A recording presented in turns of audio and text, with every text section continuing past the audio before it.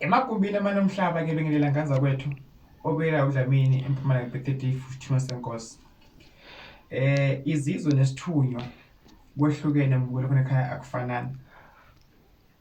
Izizwe kuba khona into engamathambo neyihlahla egayayo ihlanganiswe kufuthwe ngayo umuntu ageziswe, okunye abhenyiswe, okunye agcatshwe. Bese zikwazi-ke ukukhona ukusukumayelele lezizwe zakhe noma zimphuphise or zimtshele leyo nto esuke ibonakala lo muntu osuke agula noma usuke aphambi kwakho anenkinga. Nesithunywa futhi naso kanjalo isithunywa. Isithunywa kuyimpophomelo. Kube khona mhlawumbe amaglazi kufuna uwathenga or amabhayi ufuna uwathenga. Bese khona into ehlanganiswayo ukuba ugeze, ufuthe, uphalaze.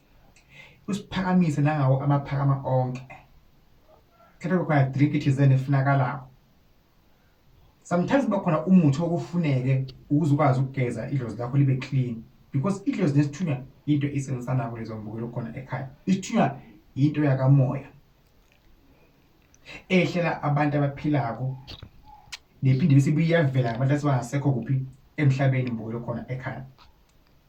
Ngoba mawuthi wena idlozi alikho but isithunywa sikhona, phela mkhulu wakho engene isithunywa wahamba emhlabeni, lesithunywa savuka kubani kuwe mbukelo khona ekhaya. Isithunywa nedlozi kuyasebenzisana mbukelo khona ekhaya.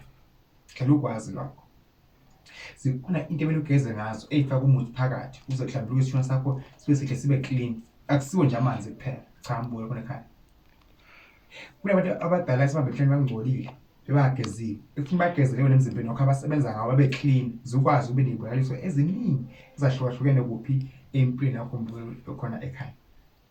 Ngikhona ngaseMpumalanga Bhekede, sikwazi ukuba sivule into zakho, zikhanye into zakho, kube kuhle empilweni yakho, uthole nomsebenzi, uphumelele empilweni. Into kufuneka ihambe kahle, ube nenhlanhla mbukelo khona ekhaya.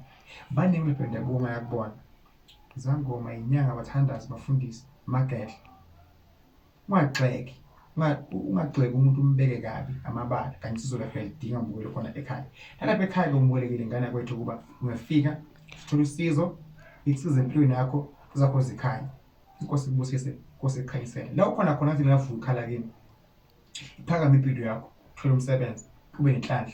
Mhlawumbe ibhizinisi lakho, uthole amathenda, konke nje kuhambe kahle kwezempilo yakho. Inkosi ibe nawe. Ngiyathokoza.